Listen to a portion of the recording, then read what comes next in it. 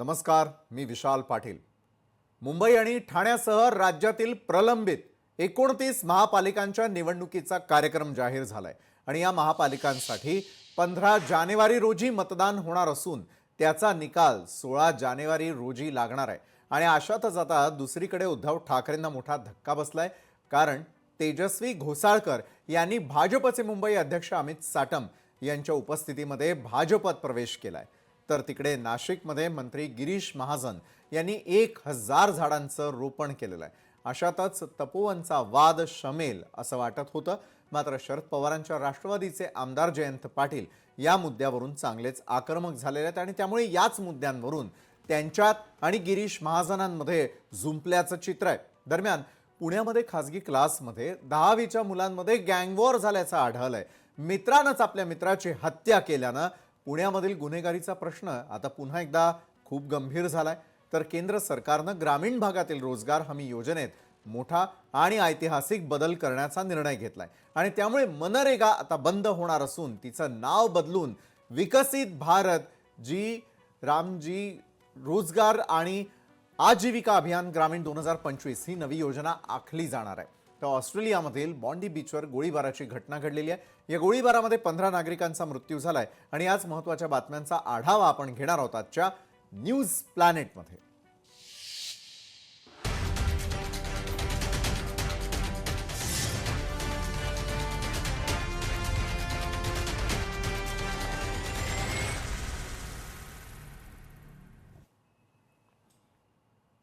महाराष्ट्रामध्ये मुंबई महानगरपालिका निवडणुकीची चर्चा ही गेल्या अनेक दिवसांपासून जोरात सुरू आहे।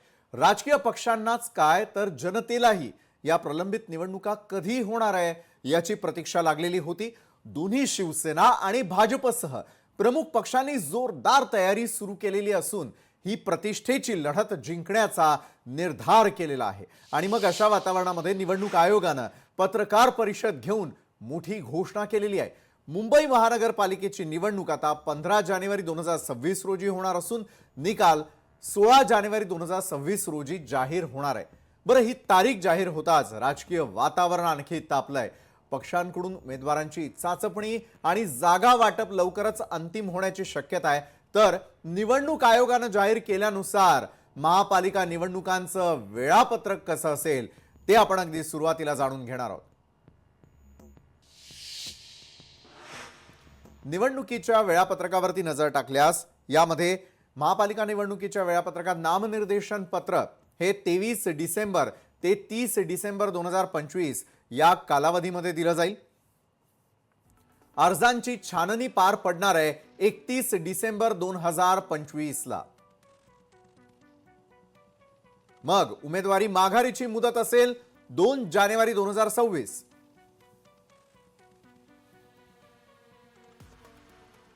महापालिका निवडणुकीचं वेळापत्रक आपण यावेळेला पाहतोय त्यावरती नजर टाकली तर या तारखा निश्चित लक्षात असू द्या। चिन्ह वाटप आणि अंतिम उमेदवार यादी जाहीर होईल 3 जानेवारी 2026 ला।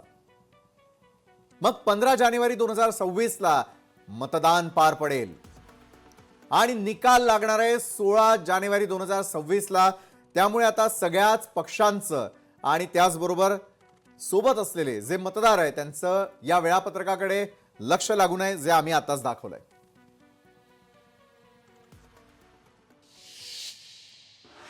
बरं, निवडणुकीचं हे सगळं वेळापत्रक पाहिल्यानंतर मतदारांचं गणित समजून घेणं देखील तितकंच महत्त्वाचं आहे, कारण शेवटी मतदार राजाला दुर्लक्षित करून चालणार नाही हे देखील तितकंच महत्त्वाचं।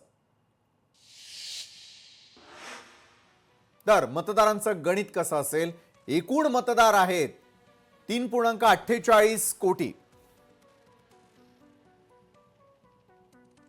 एकूण मतदान केंद्र आहेत 39,147, ज्या ठिकाणी मतदार राजा आपलं मतदान करण्यासाठी दाखल होईल। मुंबईसाठीची मतदान केंद्र आहेत 10,111। कंट्रोल युनिट्स आहेत 11,349। बॅलेट युनिट्स असतील 22,000।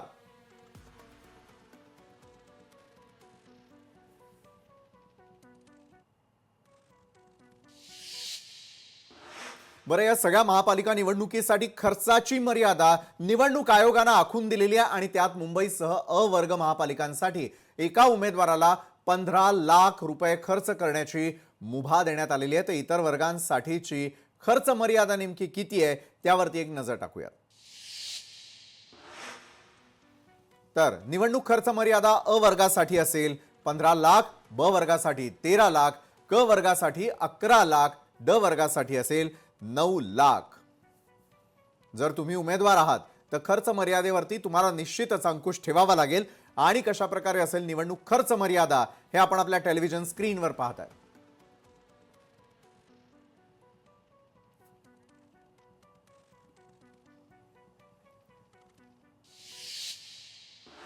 बरं, या संदर्भात अधिक वेळ वाया न घालवता थेट आपण चर्चेला सुरुवात करणार आहोत। यासाठी आपल्या सोबत आहेत काँग्रेसचे प्रवक्ते कपिल ढोके, ठाकरेंच्या शिवसेनेचे माजी आमदार अशोक धात्रक, मनसेचे प्रवक्ते हेमंत कांबळे, भाजपचे प्रवक्ते अजित चव्हाण आणि शिंदेंच्या शिवसेनेचे मुख्य प्रवक्ते डॉक्टर राजू वाघमारे। सुरुवातीलाच कपिल ढोके, मी आपल्याकडे येतो। कपिलजी, खरं तर रान पेटलेलं होतं आणि निवडणुका होऊ देणार नाही असं म्हटलेलं होतं। निवडणूक आयोगाचं वेळापत्रक जाहीर झालेलं आहे, तयारी झालेली आहे का आपली या निवडणुकांना सामोरं जाण्याची? मुळात निवडणुका जाहीर झाल्यात आणि निवडणुकांची तयारी झाली आहे का असा प्रश्न आपण या निमित्तानं विचारला। निश्चितच निवडणुकांना सामोरं जाऊ, पण निवडणूक आयोगानं सुद्धा निवडणुका जाहीर करत असताना विरोधी पक्षांनी जी काही मागणी केली होती त्याचं किमान समाधान करणं आवश्यक होतं। अजून महानगरपालिकांच्या फायनल अंतिम मतदार याद्या जाहीर व्हायच्या राहिल्या। अनेक ठिकाणी अनेक आक्षेप नोंदवले गेले होते की हजारो नावं दुबार आहेत, हजारो नावं या वार्डातली त्या वार्डात आलेली आहेत, या प्रभागातली नावं त्या प्रभागात आहेत। ते नावं दुरुस्त करण्याच्या आक्षेपांवर कुठलीही सुनावणी न घेता निवडणूक आयोगाने ह्या निवडणुका जाहीर केल्या।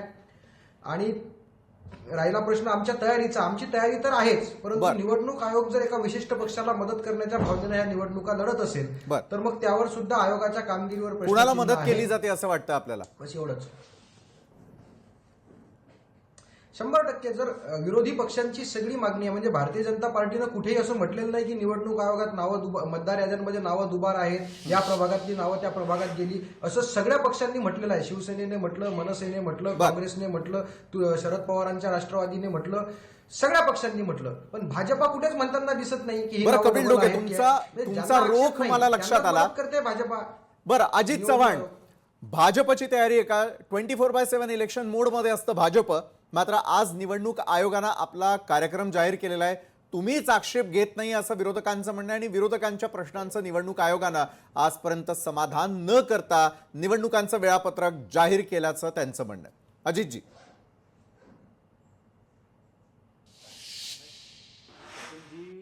काँग्रेस पक्षाचे तरुण आणि उत्साही प्रवक्ते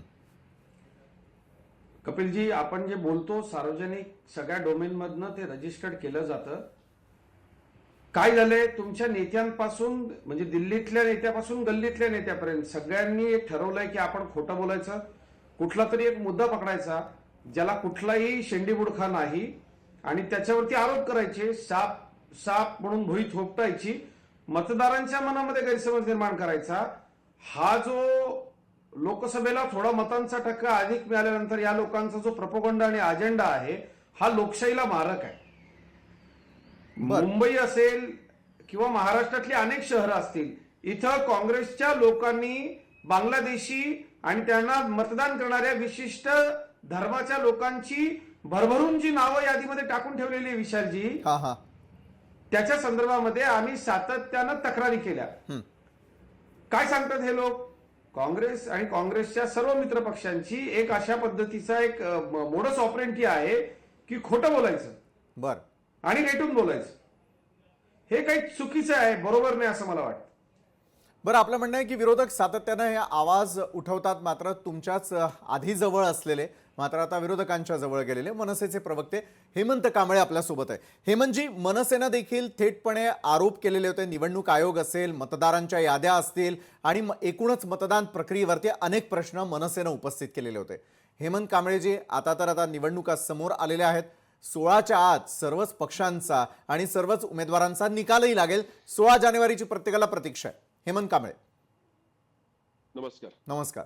मी आता कपिलजींचं पण ऐकलं आणि अजित चव्हाणही बोलले. हं. प्रश्न असा आहे की कपिलजी म्हणाले तेच योग्य आहे की जेव्हा विरोधकांनी एवढे प्रश्न मतदार यादीतल्या घोळांवरती विचारले होते. बरं विरोधक कसा? बरं. म्हणजे ते संजय बनसोडे असतील, बुलढाण्याचे आमदार असतील हं. किंवा इथे मंदा म्हात्रे असतील, सगळ्यांनी प्रश्न विचारले होते. बरं या याद्या रिपेअर झाल्या का? याद्या योग्य त्याचं हे झालंय का? तर हं. नाही झालेलं. आता प्रारूप याद्यांचा आता तुम्ही याद्या ज्या जाहीर करणार त्या निवडणुकांसाठी करणार आहात. हं. त्यामुळे याद्यांचे घोळ काही झालेले नाही.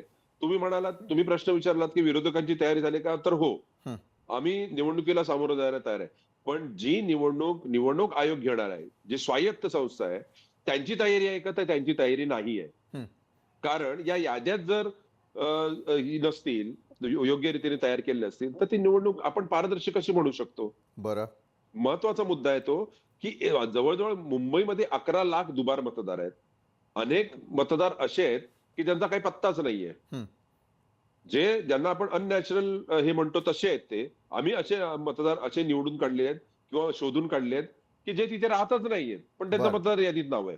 आज आपल्या महाराष्ट्र निवडणूक आयोगाचे जे आयुक्त आहेत, त्यांनी त्याचा खुलासा केला, की नाही ते सेक्शनमध्ये असं काही नाही सेक्शनमध्ये वगैरे आम्ही सगळे सेक्शन शोधून काढलेत. बरं. अशा वेळेला मला वाटतं, की निवडणुका ही जी आपली लोकशाही आहे, ती जिवंत ठेवण्यासाठी, सुदृढ ठेवण्यासाठी निवडणूक हा योग्य मार्ग असतो आणि तो मार्गच जर त्याच्यावर कुठेतरी बोट ठेवलं जात असेल, तर मला वाटतं आणि ज्या वेळेला मला ही गोष्ट कधीच कळली नाही, अनेक वेळेला कळली नाही, की ज्या वेळेला आम्ही निवडणूक आयोगावर बोट ठेवतो, त्यावेळेला भाजपला ती कळ का लागते ना, हा सगळ्यात महत्वाचा प्रश्न आहे.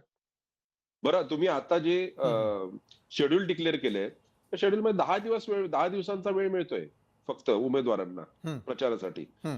तर या गोष्टी सगळ्या ह्या मला वाटतं सत्ताधारी पक्षांना कुठेतरी पूरक ठराव्या अशा प्रकारचं हे शेड्यूल आहे. त्यामुळे स्वायत्त वगैरे आम्ही काय म्हणणार नाही याच्यापुढे निवडणूक आयोगाला. बरं, निवडणूक आयोगावरच तुम्ही प्रश्नचिन्ह उपस्थित करताय त्या मुद्द्यावरती देखील आपण चर्चा करूया. डॉक्टर राजू वाघमारे आपल्याकडे येतो. डॉक्टर राजू वाघमारे, खरं तर आता सगळ्याच पक्षांची लगबग सुरू झालेली असेल ती जागा वाटपासंदर्भामध्ये किंवा कशा प्रकारे आपल्याला जास्तीत जास्त जागा राखून ठेवता येतील आणि मूळ मुद्दा तर खरं मुंबई महापालिकेचा आहे. त्याकडे वळण्याआधी मात्र आज निवडणूक आयोगानं ज्या प्रकारचं वेळापत्रक जाहीर केलेलं आहे, एका बाजूला एका अटीची पूर्तता होतीये, ती म्हणजे 31 जानेवारीच्या आत निवडणुका पार पडतील, निकालही जाहीर केले जातील. मात्र अजूनही मतदार याद्यांमधला घोळ हा मिटला नसल्याचं विरोधकांचं देखील म्हणणं आहे. तुमचं यावरती काय मत आहे? तुमच्या शिवसेनेचं काय मत आहे? सगळ्यात पहिलं विशालजी, हं.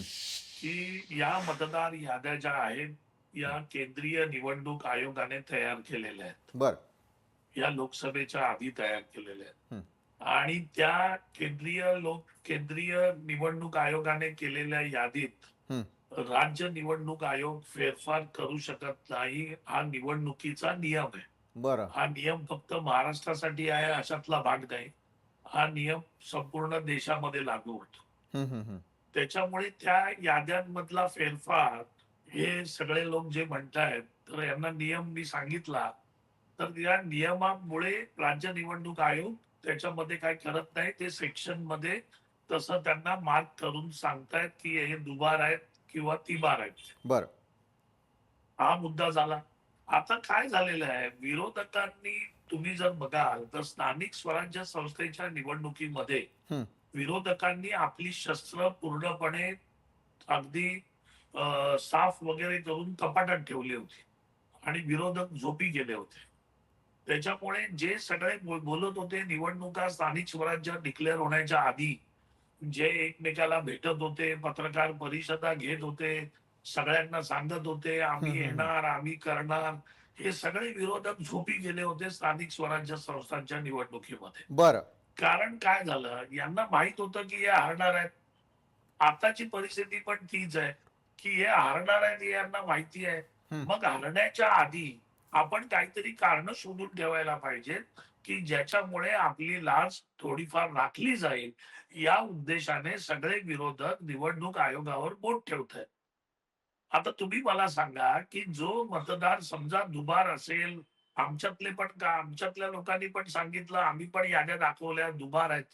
आता प्रश्न असा आहे, की जो दुबार असतो किंवा तिबार असतो तो एक ठराविक पक्षाचाच मतदार असतो, हे तर तुम्ही आणि मी विशालजी ठरवू शकत नाही. बरोबर आहे. तो कोणत्या पक्षाचा असतो हा पहिला मुद्दा आहे. हम्म. दुसरा मुद्दा असा की प्रत्येक पक्षाचे पोलिंग एजंट प्रत्येक बूथवर असतात. हम्म. पोलिंग एजंट आपण कोणाला घेतो की त्या बूथवरच्या माणसाला आपण तिकडचा पोलिंग एजंट घेतो की तो सर्वसाधारणपणे प्रत्येकाला ओळखत असतो. हा हा. मग आता विशाल पाटील जरी एकदा येऊन त्यांनी मतदान केलं आणि परत विशाल पाटील आले तर तो सांगतो की बाबा यांनी मतदान केलंय, मी याला ओळखतो. त्याच्यामुळे अशा पद्धतीने आरोप करणं की बाबा हे स्वायत्त नाही वगैरे, तर हे काय पटणारं नाही. हा हा. कारण तुमचा बूथवर तुमचा पोलिंग एजंट असतो, नक्की. त्याच्यामुळे तोही मुद्दा तुमचा ग्राह्य धरला जात नाही. राहिला प्रश्न की आता त्यांनी सांगितलं की 10-12 दिवस राहिलेत ते सत्ताधारी पक्षाला आहेत. अहो, सत्ताधारी पक्षाला जेवढे 10 दिवस आहेत तेच 10 दिवस विरोधकांना आहेत. सत्ताधारी पक्षाचा जो कॅन्डिडेट असेल तो प्रत्येकाच्या घरात जायला त्याला दिवसाचे 24 तास आणि 10 दिवस म्हणजे 10 वाजता प्रचार बंद होतो. हे दोघांना नक्कीच सारखंच डॉक्टर, आहे. सगळ्यांना नियम जरी त्याच्यामुळे- सारखे असले तरी देखील विरोधकांचा नेमका आक्षेप का, या अनुषंगाने देखील आपली चर्चा पुढे सुरू राहील. कपिल डोके आणि हेमंत जी, आपल्यासाठी खरं तर हा प्रश्न असेल की एका बाजूला विरोधक आतापर्यंत काय करत होते असा थेट सवाल हा आता सत्ताधाऱ्यांनी उपस्थित केलेला आहे. कारण प्रत्येकाला ओढ लागलेली आहे ती महापालिका निवडणुकांसंदर्भातली, आणि निवडणुकांच्या दृष्टीनं आज आलेल्या वेळापत्रकानंतर हे वातावरण आणखी दिवसेंदिवस तापत जाणार आहे एवढं निश्चित. कपिल डोकेजी, आपल्याकडे येईन पुन्हा एकदा. विरोधक नेमके काय करत होते? बरं, दुसरीकडे ज्या प्रकारच्या याद्यांसंदर्भातला घोळ, त्यामध्ये असलेले दुबार मतदार, असे अनेक आक्षेप घेतल्यानंतरही ज्या वेळेला त्याची सुनवाई होत नाही किंवा त्याची दखल घेतली जात नाही असं ज्यावेळेला विरोधकांना वाटतं, त्यानुसार कुठल्याही प्रकारच्या याद्यांमध्ये घोळ नाही, कुठेही वाढीव मतदार नाही, असं निवडणूक आयोगाला सांगावंसं वाटतं का? हे बघा, मुळात माझा पुन्हा एकदा तर भाजपच्या अजित चव्हाणांचं सुद्धा मी ऐकलं आणि एकनाथ शिंदेच्या शिवसेनेच्या राजू वाघमारेंचं सुद्धा मी त्या ठिकाणी ऐकलं. बरं. निवडणूक आयोगाला त्यांचं काम करा, त्यांचं काम नीटपणे करा असं आम्ही ज्यावेळी म्हणतो, निवडणूक आयोगाकडून आम्ही काहीतरी सुधारण्याची अपेक्षा करतो, बरं. त्यावेळी भारतीय जनता पार्टीचे प्रवक्ते सातत्यानं निवडणूक आयोगाचे प्रवक्ते असल्यासारखे उत्तरं देत असतात, हे आपण लक्षात घेतलं पाहिजे. बरं. आता आम्ही कुठे असं म्हटलं नाही की भारतीय जनता पार्टीचे जे दुबार मतदार आहेत त्यांना काढून टाका, किंवा एकनाथ शिंदेच्या शिवसेनेचे जे दुबार मतदार आहेत त्यांना काढून टाका. आम्ही असं म्हटलं की याद्यांमधला घोळ कमी करा, असं विरोधी पक्षांनी म्हटलं. मग आता निवडणूक आयोग विरोधी पक्षांना जुमानणारच नाही का? यासाठी आमचं भांडण निवडणूक आयोगासोबत आहे. निवडणूक आयोग त्यांचं काम नीटपणे करत नाही, याचे अनेक उदाहरणं आपल्या देशामध्ये पाहायला मिळतात. आणि आपल्या महाराष्ट्रात तर नगर परिषदेच्या निवडणुकामध्ये आपण पाहिलं असेल, जागतिक दर्जाचा घोळ घालून ठेवला निवडणूक आयोगाने. मग ह्या सगळ्या गोष्टी होत असताना आमचं भांडण निवडणूक आयोगासोबत आहे की तुम्ही तुमच्या याद्या नीट करा. आता अकोल्यामधला प्रश्न आहे. आमच्या अकोल्यामध्ये प्रभाग क्रमांक 7 मधली 2800 नावं शेजारच्या प्रभागात टाकल्या गेली. बरं. अहो, ती लोक तिथेच राहतात, तुमच्या प्रभागाच्या सीमा त्याच आहेत, मग ही नावं इकडे तिकडे का होतात?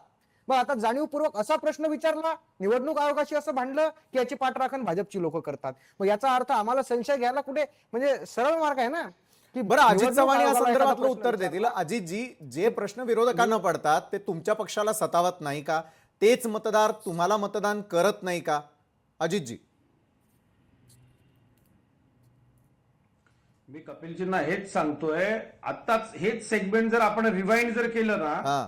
तर याचं उत्तर आपल्याला मिळेल की काँग्रेस किती कन्फ्युज्ड आहे. अरे बाबा, जे तुम्ही म्हणताय तेच प्रश्न सवाल आम्ही निवडणूक आयोगाला विचारतोय. माननीय मुख्यमंत्र्यांनी निवडणूक आयोगाच्या कारभारावरती खडे बोल सुनावले.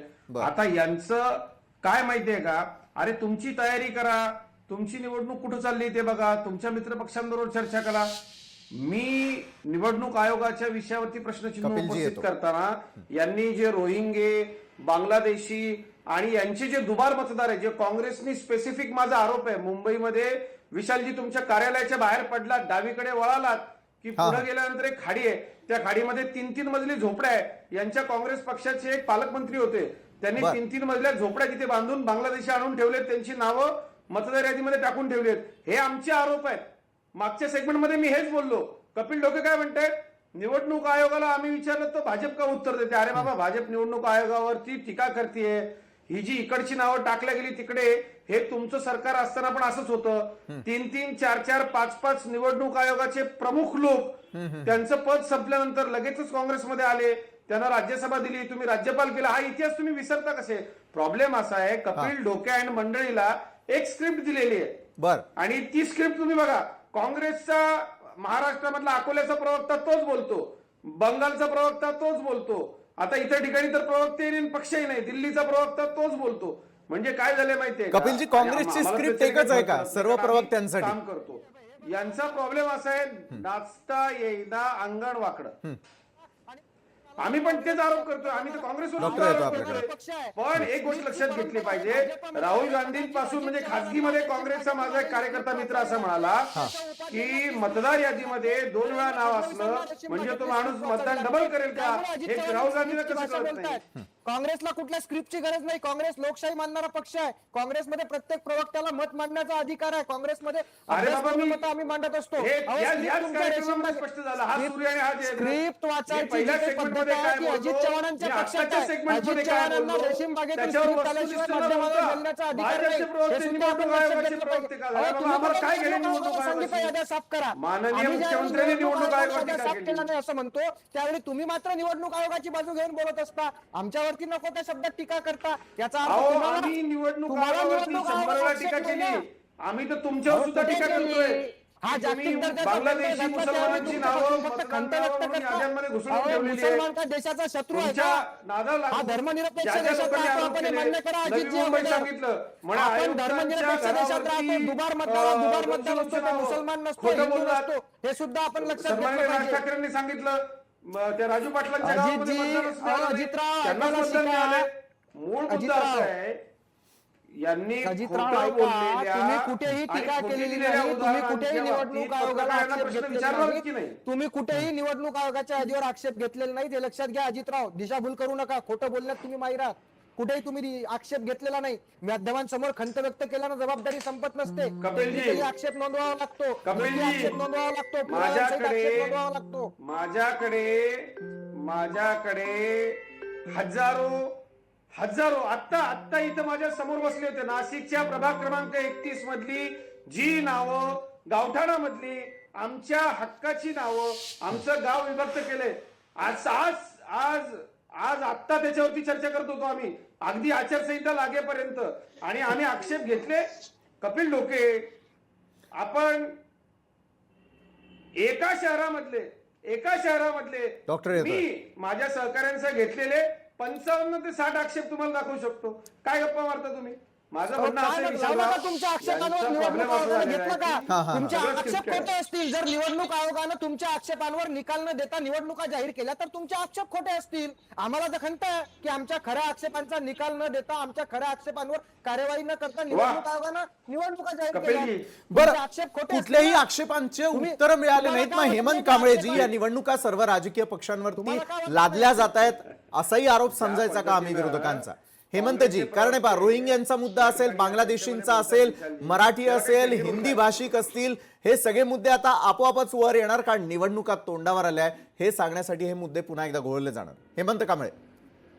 विशालजी, मुळात प्रश्न असा आहे हा. ना, आम्ही जेव्हा निवडणूक याद्यांच्या घोळाबद्दल डॉक्टर कपिलजी येतोय. बोलत होते आणि अजित चव्हाणही बोलत होते.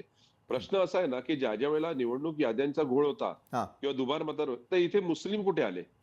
बरं, तुम्ही या निवडणुकीची सुरुवात होण्याच्या आधीच मुंबईचा महापौर खान होणार का किंवा बांगलादेशी? मला एक सांगा ना, 2014, 2017, 2019 आणि 2024 अशा 4 निवडणुकांना भाजप सामोरे गेले आणि भाजपने यश मिळवलं, मान्य करतो. बरं, याच्यामध्ये बांगलादेशी जे आहेत, रोहिंग्या आहेत किंवा जे कोणी आहेत, मुस्लिम आहेत, यांच्याबद्दल या कुठल्याही निवडणुकीमध्ये, याच्या आधीच्या कोणत्याही निवडणुकीमध्ये हा मुद्दा आला नव्हता. बरं, ते दुबार आहेत किंवा ते घुसखोर आहेत, तर ही जबाबदारी कोणाची? म्हणजे केंद्र सरकार तुमचं, राज्य सरकार तुमचं, इथे तुमच्या प्रशासकीय अधिकारी तुमचेच बसलेत. अशा वेळेला खान होणार, कुरेशी होणार की बांगलादेशी रोहिंग्याचे? मग बांगलादेशी रोहिंग्याना तुम्ही ते स्वनिधी योजनेचे पैसे का वाटलेत फेरीवाल्यांना मुंबईतल्या? ते कोणी वाटले? पंतप्रधानांनीच पाठवले होते ना ते. त्यावेळी तुम्ही त्यांचं व्हेरिफिकेशन का न केलं? प्रश्न जेव्हा तुम्ही, बरं, रोहिंग्यांचाच प्रश्न म्हणता तुम्ही, बांगलादेशी, मग तिकडे आझाद मैदानामध्ये ज्या वेळेला झालं रझाकात, त्यावेळेला भाजप कुठे होती? हे प्रश्न विचारू नयेत आम्ही?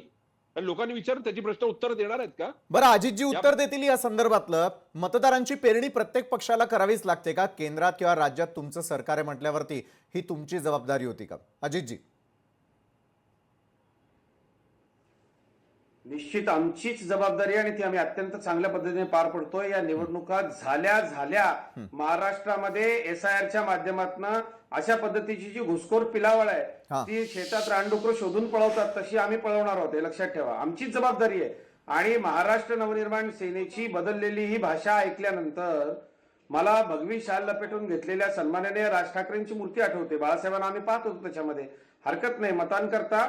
आणि आपण एक लक्षात घ्या, मनसेचे प्रवक्ते महोदय, आपण मुंबईमध्ये असता, मुंबईमधल्या प्रत्येक विभागात भारतीय जनता पार्टीचे कार्यकर्ते ज्या पद्धतीने रस्त्यावर उतरून या बांगलादेशांना शोधून त्यांच्या तक्रारी करून त्यांना डिपोर्ट करण्यासंदर्भामध्ये आम्ही जे काम करतोय हे आपण सगळ्यांनी केलं पाहिजे आणि भारतीय म्हणून केलं पाहिजे. आपण एक लक्षात घ्या, याच्यामध्ये तुम्ही या योजनेचे पैसे याला का वाटले आणि त्याला का वाटले, हे लोक बेकायदेशीर वास्तव्य करतात.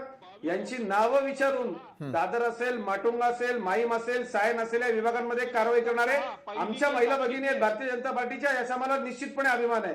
आज या सगळ्या विषयामध्ये तुम्ही विचारलं ना जबाबदारी कुणाची आहे याबद्दल पहिली तक्रार पहिली केस आम्ही घेतली आहे. काय तुम्ही तेव्हा कुठे होतात? 22 ऑक्टोबर 2006 पहिलं आंदोलन मनसेचं पक्ष स्थापन झाल्यानंतर 678 लोकांवर जास्त मोठी असते. जो बुंच गई वो हौद से नहीं आती. तुम्ही ज्या तुम्ही तक्रारी किती केल्या, डायलॉग मारले निश्चित ज्या चांगल्या आहेत, सांगतो तुम्हाला. या सगळ्या विषयाचं स्वागत आहे. नाही मुळात मला एक गोष्ट डायलॉगचा लक्षात घ्या. प्रश्नच नाहीये. अजित चव्हाण पहिले एक गोष्ट लक्षात घ्या. उद्धव ठाकरेंकर तुम्ही तुम्ही पहिल्यांदा एक गोष्ट लक्षात घ्या. मराठी मतदार बघतोय ना. तुम्हाला आता आक्षेपार्ह वाटत नाही बांगलादेशींचा प्रश्न. तुम्हाला या निवडणूक काँग्रेसच्या आल्यानंतर लोकांनी खान महापौर तीन-तीन, कसा चार-चार आठवला? पिढ्या काय केलंय हो? तुम्हाला खान मी नाव महापौर घेऊन कसा सांगतो. आठवला? मी मी नाव काय घेऊन म्हटलं सांगतो. तुम्हाला? विभागाचं 11 मुंबईमधलं वर्ष नाव तुम्ही घेऊन सत्ता सांगतो तुम्हाला. गेली 11 काय वर्ष परिस्थिती सत्ता आहे आहे. तुम्ही तुम्हाला काय माहित केलं नाही. नेमकं? मालवणीमध्ये काय परिस्थिती आहे तुम्हाला मग माहित तुम्हाला नाही. आता आठवली का मालवणी? वडाळ्यामध्ये काय परिस्थिती आहे, 11 अँटोबरीमध्ये वर्ष काय तुम्ही परिस्थिती सत्तेत आहे, आहात. अंधेरीमध्ये काय 11 वर्ष परिस्थिती सत्तेत आहे, तिकडच्या भागामध्ये काय परिस्थिती आहे. ते 11 गरीबच वर्ष असेल सत्तेत भाग तुम्ही काय केलं नेमकं? त्यांना आणलं कुणी?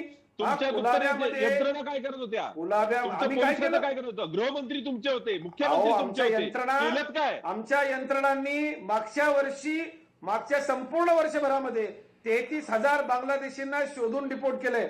नवी मुंबईमधून पाठवेल. 16,000 आता तुम्हाला आकडे पाठवतो. डिपोर्ट केलेले आहेत. डिपोर्ट केले त्याचे आकडे पाठवतो. खोटे आकडे 166 देऊ नका. बांगलादेशी तुमचं आता खोटं बोल पण रेटून बोल असं सगळं काय असतं. काय? जे आकडे देतो तुम्हाला मी की म्हणजे ठीक आहे. 2016 पासून बरं, 2014 पासून बांगलादेशी 2013 पासून बांगलादेशी आतापर्यंत ठेवायचे किती का? बांगलादेशी पाठवलं? SIR बरोबर आहे, घुसखोरी झालेली आहे हे दोन्ही पक्ष मान्य करताना दिसतात. हेमंत कांबळेजी, तुमची देखील आकडेवारी पाठवा, आपण ती अजितजींपर्यंत पोहोचवूयात आणि काय सोक्षमोक्ष तो लावूयात. डॉक्टर राजू वाघमारे, मला एक सांगा, एका बाजूला निवडणुका अगदी तोंडावरती आलेल्या दिसून येत आहेत, काही दिवस तुमच्याकडे शिल्लक आहे मतदार राजापर्यंत पोहोचण्यासाठीचे. मूळ मुद्द्यांवरती या निवडणुका लढवल्या जाणार की एकमेकांच्या आरोप प्रत्यारोपांवरती यंदाच्या निवडणुका लढवल्या जाणार आणि मतदार नेमका कुणाकडे आकर्षित होणार? कारण यावेळेला गणित पार बदललेली आहेत आणि या गणितांची आकडेवारी मांडत सत्तेचा गड राखणं हे प्रत्येक पक्षासाठी जिकरीचं झालेलं आहे. डॉक्टर विशालजी, एक गोष्ट लक्षात घ्या हा की विरोधक ज्या लाईनवर चाललेले आहेत मतदार याद्या, आणि त्यांना असं वाटतं की भाजपने का त्याचं उत्तर द्यावं. बरं, त्याचं उत्तर विरोधकांकडेच आहे की विरोधकांनी जी सुरुवात केली वोट चोरी आणि या निवडणुका भाजपसाठी लढवल्या गेल्या, निवडणूक आयोग भाजपच्या हातातलं खेळणं आहे, ही सगळी सुरुवात विरोधकांनी अशी केल्यामुळे नॅचरली आहे भाजपच्या प्रवक्त्यांना त्याचं उत्तर द्यावंच लागणार. बरं. कारण तुम्ही इनडायरेक्टली भाजपला जबाबदार धरता तर त्यांचे प्रवक्ते उत्तर देणारच आहेत. हा झाला पहिला मुद्दा. दुसरा मुद्दा असा की जो तुम्ही आता सांगितलात की या येणाऱ्या आता निवडणुकांमध्ये कसं आणि कशा पद्धतीने निवडणुका लढल्या जाणार आहेत. हा महायुतीचं तर ठरलेलं आहे.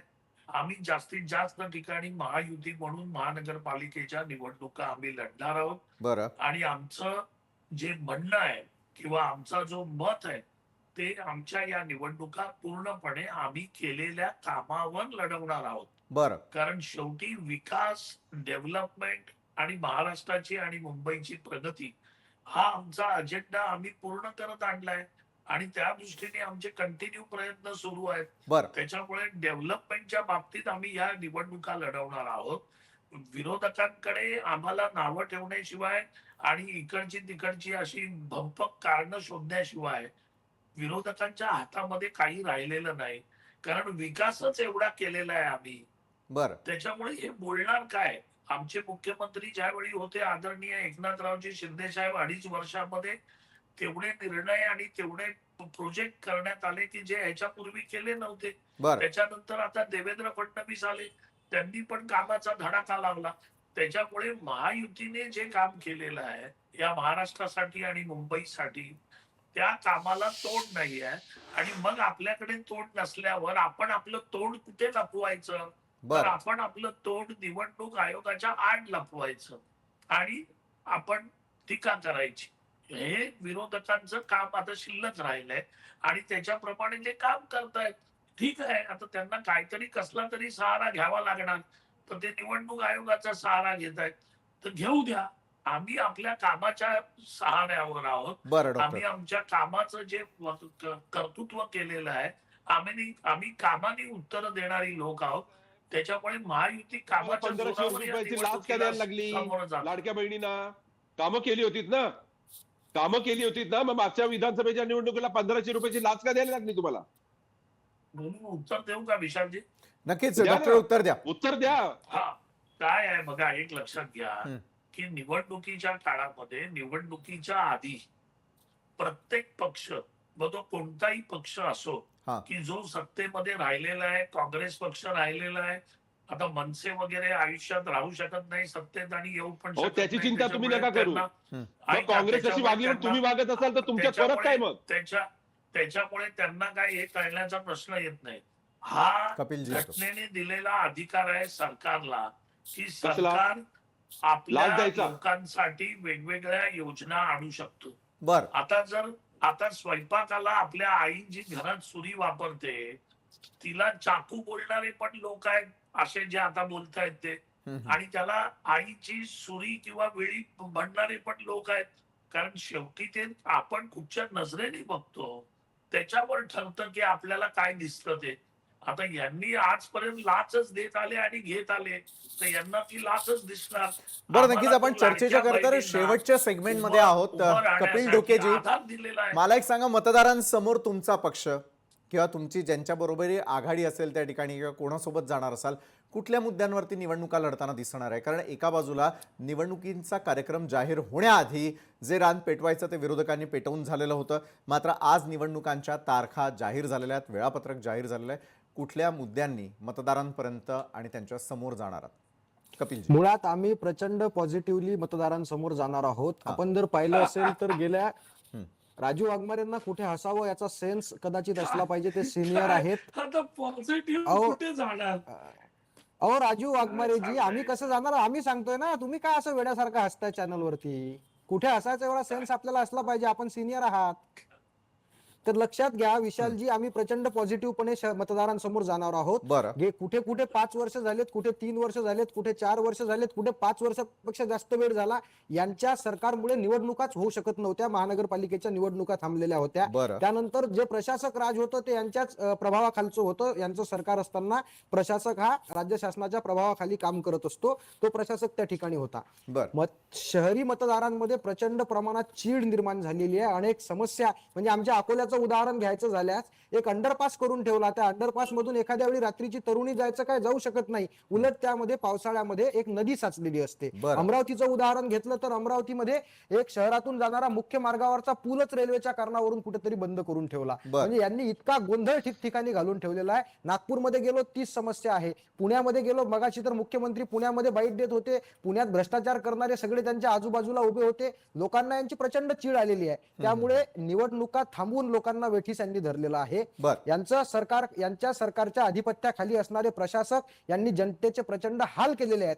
त्यामुळे सामान्य शहरातला मतदार यांना पूर्णपणे नाकारणार आहे. आमची निवडणुकीची पूर्ण तयारी झालेली आहे. बरं. यांनी जरी निवडणूक आयोगाला हाताशी धरलं असेल तरी आम्ही आता जनतेच्या दरबारात जाऊ, जनतेच्या दरबारात जाऊ, लढाई लढू, मतांची बरं, लढाई पुढची त्या लढाई ठिकाणी लढू. सकारात्मकतेनं लढणार असल्याचं तुम्ही सकारात्मकतेनं म्हणताय. लढणार आहोत हे आपण लक्षात हेमंतजी, घेतलं आपले पाहिजे मुद्दे आणि काय यांना असतील? जनता जागा करेल. आणि खास करून मुंबईसाठी नाही, मुंबईसाठी बघा, मुंबईचे प्रश्न सुटलेच कुठे हो. जर एवढा विकास होतोय, म्हणजे राजू वाघमारे अगदी छाती डोक्यात एवढा विकास केला. अजूनही आम्ही गेले 5 वर्ष जसे 2.5 तास आम्ही म्हणजे बांद्र्यावरून मी माझ्या कांदिवलीमध्ये यायला मला 2.5 तासच लागतात. हा मग तुमची मेट्रो सुरू केलीत, अजून काही सुरू केलं तरी आमचे वाहतूक कोंडीचे प्रश्न सुटले नाही. महिला सुरक्षेचं काय? काल कांदिवली पश्चिमेला पोलिसांवरती हल्ला झाला. कुठे आहे कायदा सुव्यवस्था? कसले म्हणतात ते विकास आणि कसल्या गोष्टी करताय ते? महिलांच्या सुरक्षेचं काय?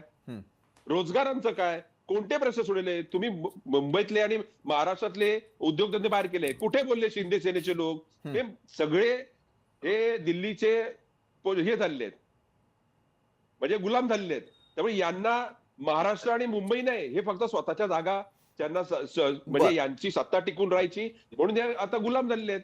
त्यामुळे प्रश्न असा आहे ना की मुंबई असेल, ठाणा असेल, नाशिक असेल किंवा पुणे असेल, आज पुण्याची वाहतूक कोंडी काय? अरे मुंबईचा राजू वाघमारे, तुम्हाला तुमच्या माहितीसाठी सांगतो की तुम्हाला गौरव वाटेल का काय वाटेल ते मग समजून घ्या की मुंबई हे जगातलं 3रं वाहतूक कोंडीतलं शहर आहे. 1 number Istanbul, 2 number Bogota Colombia आणि 3 नंबर मुंबई.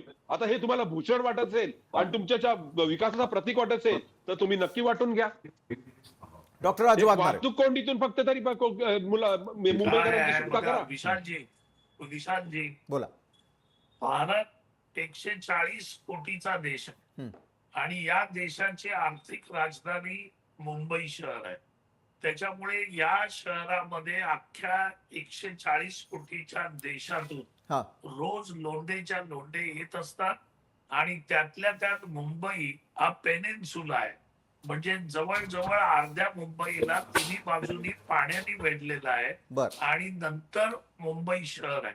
त्याच्यामुळे याच्यामध्ये आता रेल्वे मार्ग आहे, याच्यामध्ये आपण मेट्रो आणली, याच्यामध्ये भूमिगत मेट्रो आणली, आता आपण जलवाहतूक करतोय, आपण पॉट टॅक्सी आणतोय, आपण एवढ्या गोष्टी करतोय. या गोष्टी जर तुम्हाला त्या चष्म्याने दिसतच नसतील तर त्याचा आमचा नाईलाज आहे. लाखो प्रवासी बोलणार का तुम्ही? मुद्दा असणार का तुमच्या जाहीरनाम्यामध्ये? प्रवासी ऐकवातीच्या की त्यांच्या मतांसाठी गप्प ते बसणार? सगळेच जण आम्हाला थँक्यू बोलतात. ते म्हणतात तुमच्यामुळे हे सगळं इतकं सोपं बघायला मिळालं. कारण आता कसं आहे, विकासाकडे तुम्ही कसं बघता, तुमचा चष्मा कोणता? आता काय झालंय, यांच्या डोळ्याचा नंबर वाढलेला आहे आणि कानाचं पण. त्याच्यामुळे ना एकदा दिसतंय चांगलं विरोधकांना, ना कानाचं ऐकायला येतंय. त्याच्यामुळे आता बरं, नक्की डॉक्टर राजू वाघमारे, निश्चित आपल्याही पक्षाचे मुद्दे लक्षात आले आणि आपण काम केलेलं आहे, करून दाखवलेलं आहे, हे दाखवण्याचा आपल्याकडनं प्रयत्न होईल. विरोधकांकडून देखील अनेक प्रश्न उपस्थित केले जातील. मात्र येत्या काळातल्या निवडणुकांमध्ये सर्वसामान्य मतदारांचे प्रश्न उपस्थित व्हावे आणि त्यांच्या प्रश्नांना उत्तर देत त्यांच्या समस्या सुटाव्या, एवढ्याच आमच्या माफक अपेक्षा प्रत्येक राजकीय पक्षांकडून आहेत. धन्यवाद, तुम्ही सर्व मान्यवर आमच्या सोबत यावेळेला जोडला गेलात आणि या चर्चेमध्ये सामील झालात, आपापल्या पक्षाची बाजू मांडली. मात्र इतकं तर खरं आहे की महापालिकेचं बिगुल वाजलेलं आहे आणि आजपासूनच प्रत्येक क्षणी महाराष्ट्रातील प्रत्येक बातमीवरती, प्रत्येक राजकीय पक्षांच्या हालचालींवरती आणि निवडणुकांवरती लक्ष असेल. लोकशाही मराठीच्या टीमचं देखील महापालिकांच्या निवडणुकीचा कार्यक्रम जाहीर करण्यात आला आणि याच पार्श्वभूमीवरती मुख्यमंत्री देवेंद्र फडणवीस यांनी देखील प्रतिक्रिया दिली. मुंबईसह सर्वच ठिकाणी जनतेचा कौल आमच्या बाजूने लागेल असा विश्वास फडणवीसांनी व्यक्त केला.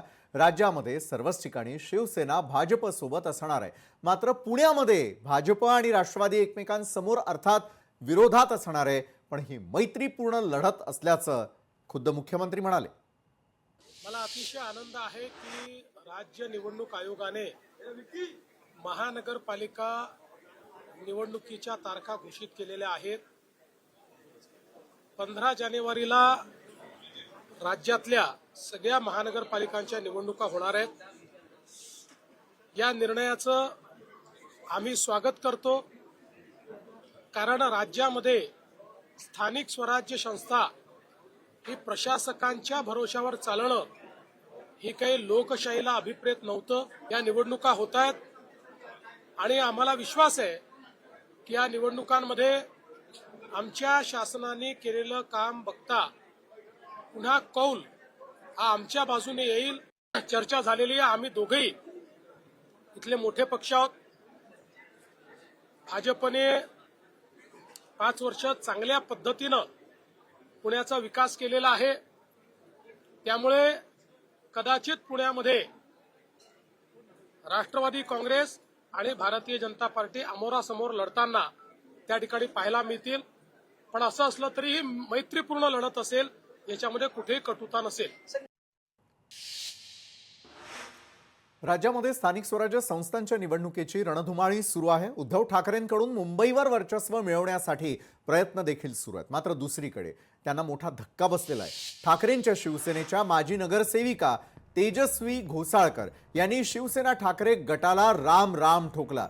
तेजस्वी घोसाळकर या शिवसेनेचे माजी नगरसेवक अभिषेक घोसाळकर यांच्या पत्नी आहेत. फेसबुक लाईव्ह सुरू असताना अभिषेक घोसाळकर यांची गोळ्या झाडून हत्या करण्यात आलेली होती. त्यानंतर भाजपचे आमदार प्रवीण दरेकर यांचं वर्चस्व असलेल्या मुंबई जिल्हा मध्यवर्ती सहकारी बँकेच्या संचालक म्हणून तेजस्वी घोसाळकर यांनी पदभारही स्वीकारला. यावेळीच त्या भाजप प्रवेश करतील असा अंदाज व्यक्त केला जात होता. अखेर त्यांनी दादरच्या वसंत स्मृतीमध्ये भाजपचे मुंबई अध्यक्ष अमित साटम यांच्या उपस्थितीमध्ये पक्षप्रवेश केला. या पक्षप्रवेशानंतर त्यांची प्रतिक्रियाही समोर आली. पाहूयात. पक्ष सोडताना किंवा ते परिवार सोडताना त्यांनी ज्यांनी ओळख दिली मला ते सोडताना खूप दुःख होत आहे. पण माझ्या प्रभागात विकासाची कामं करण्यासाठी हा निर्णय घेतलेला आहे. आणि खूप काही गोष्टी आहेत बोलायच्या, पण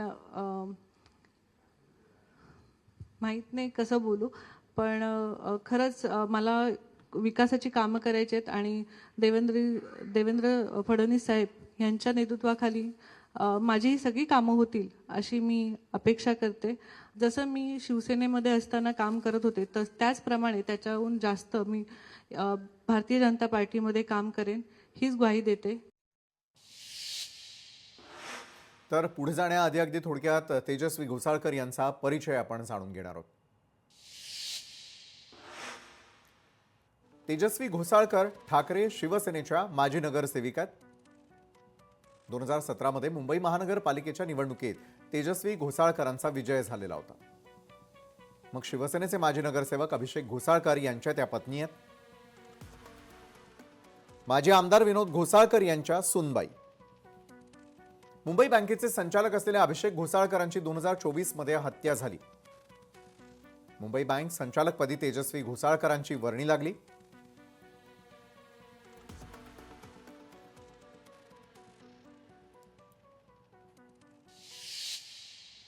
दरम्यान भाजपमध्ये प्रवेश करण्याआधी तेजस्वी घोसाळकर यांनी सोशल मीडियावरती पोस्ट करून आपल्या भावनाही व्यक्त केलेल्या आहेत. नाती बदलू शकतात पण ऋणानुबंध नाहीत. वेदनेतून घेतलेला निर्णयही प्रामाणिकतेशी तडजोड करत नाही. जय महाराष्ट्र अशी पोस्ट त्यांनी सोशल मीडियावरती टाकली होती. यासोबतच त्यांनी पक्ष बदलाचं कारणही आपल्या मतदारांना सांगितलंय.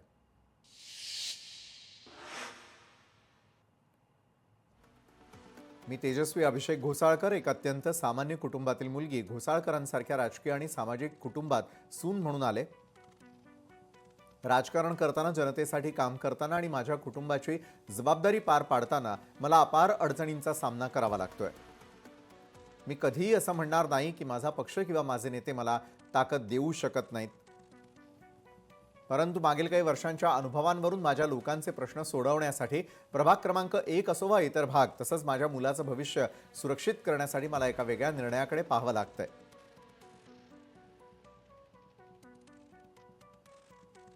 नाशिकच्या तपोवन परिसरातील प्रस्तावित वृक्षतोडीला पर्यावरण प्रेमींचा तीव्र विरोध होतोय आणि याच पार्श्वभूमीवर आता तपोवनातील प्रस्तावित वृक्षतोडीला विरोध आहे, तर दुसरीकडे हैदराबादच्या राजमुंद्री या ठिकाणाहून झाडं मागवण्यात आली आहेत। याच पार्श्वभूमीवर आता राजमुंद्रीवरून निघालेली 15,000 झाडं नाशकात दाखल झाली आहेत। दरम्यान मंत्री गिरीश महाजन यांच्या हस्ते हरित नाशिक अंतर्गत वृक्षारोपण कार्यक्रम करण्यात आला। या उपक्रमाअंतर्गत नाशिकमध्ये 1,000 वृक्षांची लागवड आज करण्यात आली। मंत्री गिरीश महाजन यांच्या उपस्थितीमध्ये हा कार्यक्रम पार पडला आणि या कार्यक्रमासाठी साधू महंत देखील उपस्थित होते। दरम्यान तपोवनातील झाडांच्या मुद्द्यावरून आता शरद पवारांच्या राष्ट्रवादीचे आमदार जयंत पाटील हे मात्र चांगलेच आक्रमक झाले। झाडं तोडून कुंभमेळा करणं हे अति झाल्याची टीका जयंत पाटील यांनी बोलून दाखवली आहे। त्यानंतर गिरीश महाजनांनीही त्यांना जोरदार प्रत्युत्तर दिलंय। कुंभमेळा नाशिकला पूर्वी झालेला आहे, नवा नाही। नाशिककरांना कुंभमेळ्यात काय असतं आणि काय नसतं याचा पूर्वानुभव आहे। त्यामुळे उगाच नाशिककरांनी प्रेम ज्या वृक्ष वनराईवर केलेलं आहे ती वनराई तोडायची आणि काहीतरी प्रकल्पाच्या नावाखाली नाशिकच्या निसर्गाचा नाश करणं, याला महाराष्ट्राचाच नाही देशातल्या सगळ्या एन्व्हायरमेंटलिस्टचा विरोध होईल असा मला खात्री आहे। कुंभमेळ्याला आमचा विरोध नाही, पण कुंभमेळ्याच्या नावाखाली पुढचे जागा जमिनी मोकळ्या करणं आणि तिथं नवीन उद्योग करण्यासाठी कुंभमेळा झाल्यावर कुणाच्या मनात काही स्वप्न असतील तर नाशिककर ती यशस्वी होऊन देणार नाही। कोणती जागा घेतायत, कुठे काय त्यांना माहिती तरी आहे का, काय कुंभमेळ्यामध्ये काय चाललंय, कुठे झाडं लावतायत, कोणती झाडं काढतायत, त्यांना कल्पना तरी आहे का? उगाच काहीतरी कोणीतरी सगळ्यांनी त्याच्यावर तोंडसूट घ्यायचं, काही बोलायचं। आज तुम्ही कार्यक्रम बघितला, आपण 15,000 झाडांचं केवढी मोठी झाडं आपण या ठिकाणी लावली आहेत, ती सगळी 100% जगवतो आहोत। 500-700 झाडं कमी जास्त झाली, पण त्या बदल्यामध्ये आम्ही या उपरही सांगितलं की तुम्ही 20,000 सांगा, 25,000 सांगा, 50,000 झाडं सांगा, आम्ही CSR मधून त्या ठिकाणी लोकांना उपलब्ध करून देऊ। त्या कॉलनी त्या ठिकाणी त्याचं संवर्धन करायला तयार आहेत। भाजपनं बिहारचे मंत्री नितीन नबीन यांची पक्षाचे नवीन कार्यकारी अध्यक्ष म्हणून नियुक्ती केली आहे। या घोषणेमुळे 45 वर्षीय नितीन नबीन हे भाजपच्या इतिहासातील सर्वात तरुण राष्ट्रीय कार्यकारी अध्यक्ष बनलेले आहेत। याआधी हा विक्रम अमित शहा यांच्या नावावरती होता आणि मात्र त्यानंतर नितीन नबीन हे नेमके कोण आहे त्यांचा अल्पसा परिचय पाहूयात।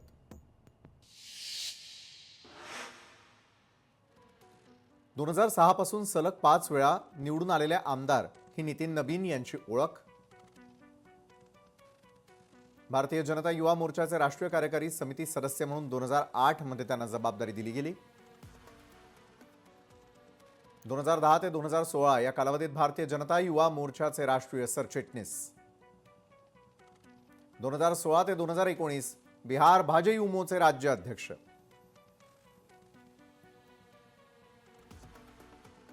2021 ते 2024 भाजपचे छत्तीसगड मधील प्रभारी, तर 2024 ते आतापर्यंत छत्तीसगडचे भाजपचे प्रमुख।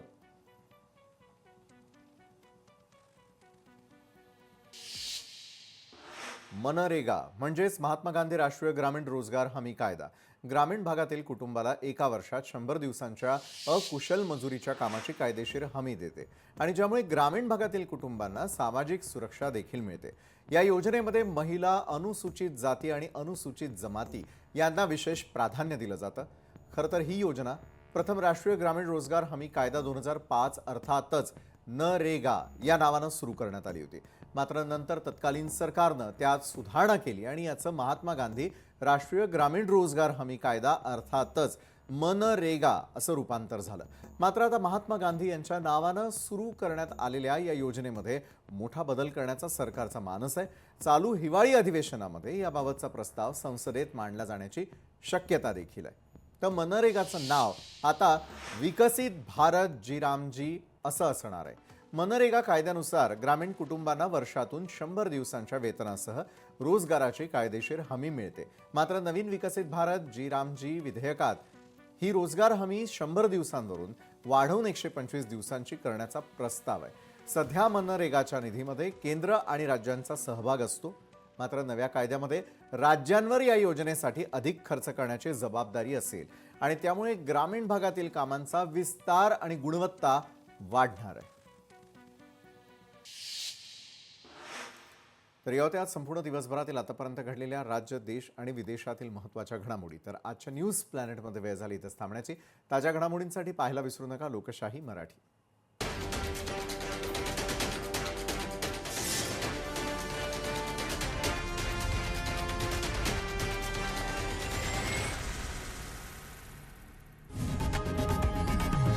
लोकशाही मराठी.